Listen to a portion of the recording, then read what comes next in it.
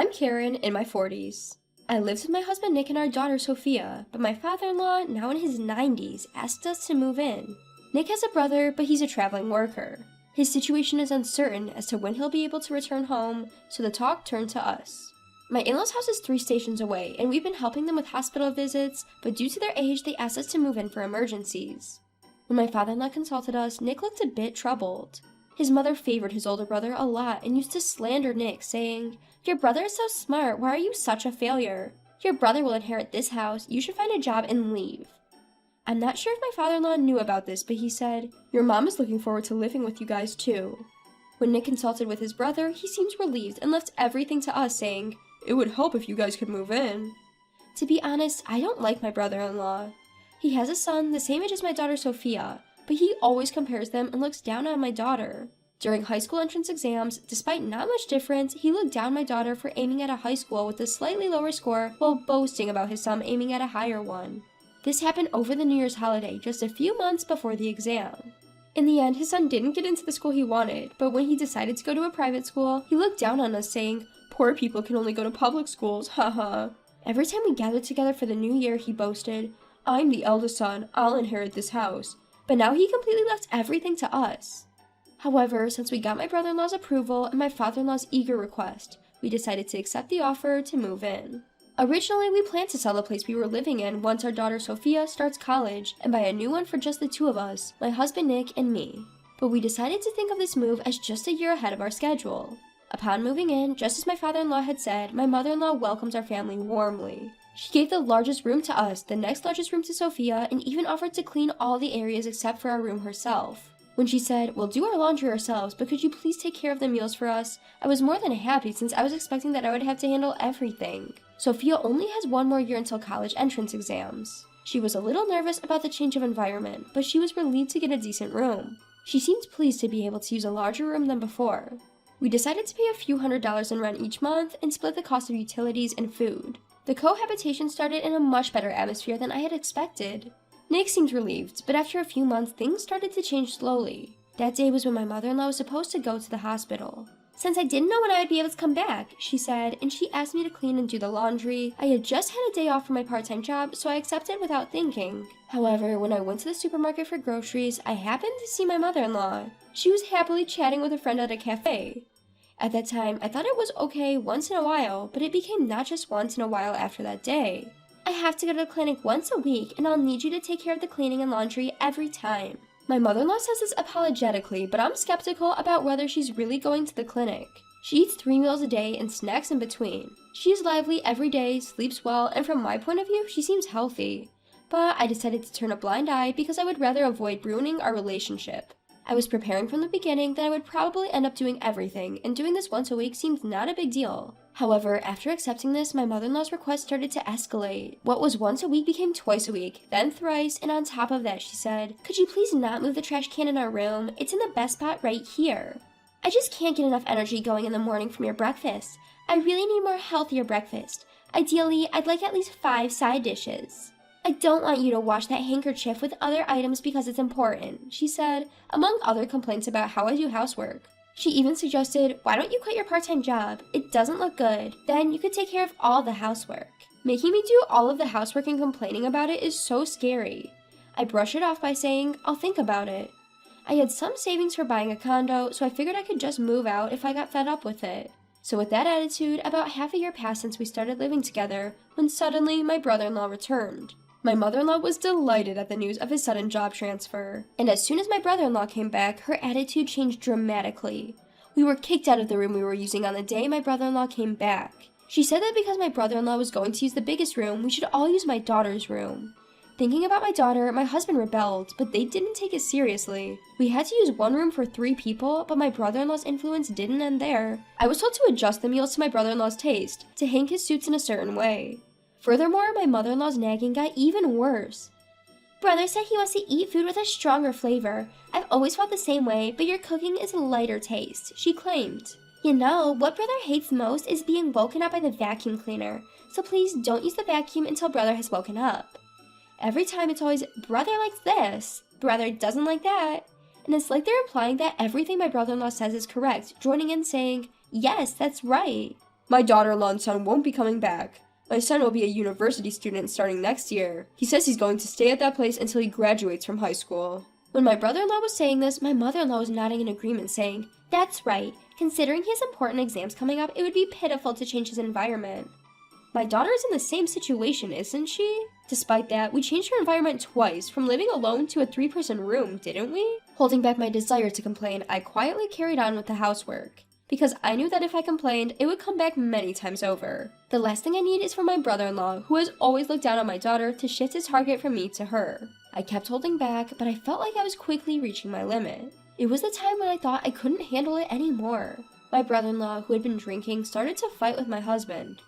"As the eldest son, it's natural that I take over this place. When my wife and son come here, we'll take care of both Dad and Mom. You guys should get out of here quickly. Oh, you can leave right now if you want. Your wife, her cleaning is sloppy and her food is terrible. It's unbearable. Mom's still strong. We don't need your wife for housework.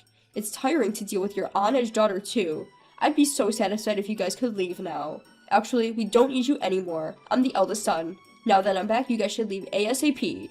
Behind my brother-in-law, who is proudly the eldest son, my mother-in-law agrees with him as usual. "Since your brother's wife is coming, we don't need your wife anymore. We only need a grandson, not a granddaughter. You're pitiful having a useless wife who can't cook, clean, or do laundry properly. You've always had a tough time. I actually wanted to live with your brothers. I just reluctantly agreed because your father said so. I never wanted to live with you at all." Inspired by my brother-in-law, my mother-in-law got carried away and began to say even more outrageous things. My husband, who is usually mild-mannered, seemed unable to bear it any longer. "Enough, I get it. We should leave, right? We'll leave. Happy now? Stop speaking ill of Karen and Sophia," he shouted. This surprised even me. I had never heard my husband raise his voice in anger before. Neither of them expected him to explode in such a way, quickly downplaying their behavior, saying, "We were just joking," or "Don't take it so seriously." But my husband disregarded their excuses and, without uttering a single word, started to make his exit. This shift in his demeanor truly unsettled them. They turned pale and began to cling to my husband, their faces filled with desperation. Their self-serving attitudes were astounding. It felt ridiculous, having tolerated their behavior up until this point. I was in the middle of cleaning up after dinner, but I dropped everything to stand by my husband's side. "We were tired of living with you. If we both want the same thing, it's just right. I'll be leaving soon. Please rest assured." My brother-in-law and mother-in-law were both slack-jawed, making fools of themselves.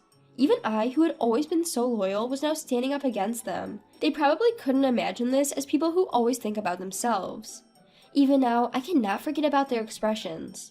My bold stance was all thanks to my husband. To be honest, as soon as my brother-in-law returned 2 weeks ago, my husband started looking for a rental property. We didn't know when my mother-in-law might revert to her old ways, or when my brother-in-law might start harassing our daughter again. There were too many uncertainties, so we began preparations to be ready to move out at any moment. We felt truly sorry for our daughter, having to change her surroundings so often, but it's better than staying here. We had a few places shortlisted, and by the next day, we had signed a lease for an available property and left our in-laws' place the following day. Afterwards, our daughter successfully got into college. She decided to live on her own, and we, as originally planned, bought a new apartment. It was a peaceful afternoon at the start of our new life, when a call came in. The caller ID showed it was my mother-in-law. My husband was reluctant to answer, but when the incessant ringing was too much to bear, he finally picked up. We could hear the sound of my mother-in-law sniffling, possibly crying over the phone. "I'm sorry for what happened back then. I know an apology might not make up for it, but can we put it all behind us? I want to live with you all again. The truth is, something terrible has happened to my son. My son and I, we can't seem to manage living together anymore." This is what my mother-in-law had to say. My brother-in-law had an affair within the company, and when it was discovered, he was demoted. That's why his sudden transfer had been decided. It seems his salary has dropped significantly, but my mother-in-law, who was indulgent with my brother-in-law, had not been receiving rent or living expenses from him, so she was oblivious to his situation until now. My brother-in-law thought he could keep the truth from being discovered, but a single letter shattered his scheme. It was a letter of proof sent by his wife. My brother-in-law, under the impression that his affair was not known, had passed off his demotion as a transfer, but his wife knew everything and seemed to have sprung divorce on him as soon as their son started college. On top of the fact that it was already difficult to live on my brother-in-law's income alone, he was saddled with alimony and child support payments, pushing him into a situation where he had no choice but to go into debt. It seems that my mother-in-law wanted to rely on my brother-in-law after she finished using the money left by her husband, but my brother-in-law was demoted and the debt led to a divorce. She won't have anyone to rely on for housework and nursing care. That's why she asked for help. Can't you at least return my husband to me? My mother-in-law pleaded with a desperate voice. Yes, my father-in-law is currently living with us. My mother-in-law, who could not oppose to my father-in-law, used to hurl abuse at my husband when my father-in-law was not present. And when she would complain about me, she always made sure that my father-in-law was not around. However, once my brother-in-law moved back, she seemed to think it was okay if my brother-in-law was there, and she started complaining in front of my father-in-law as well. When my husband confessed to my father-in-law about my mother-in-law's past abusive behavior, my father-in-law, who had not known about it, apologized to my husband.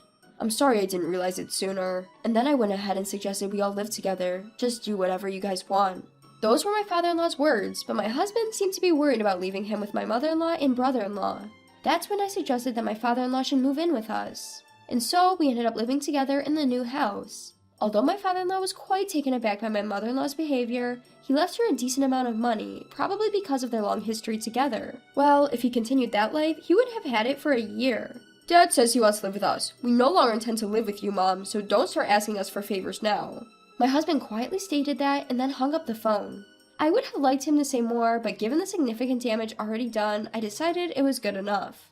According to what we later heard from my father-in-law, my mother-in-law apparently started working part-time at a convenience store despite her old age. As for my brother-in-law, he was unable to repay his debts with just his regular job and seemed to be working extra hours, even during the night and on his days off, sparing little time for sleep. They seemed to be enjoying their life of debt together.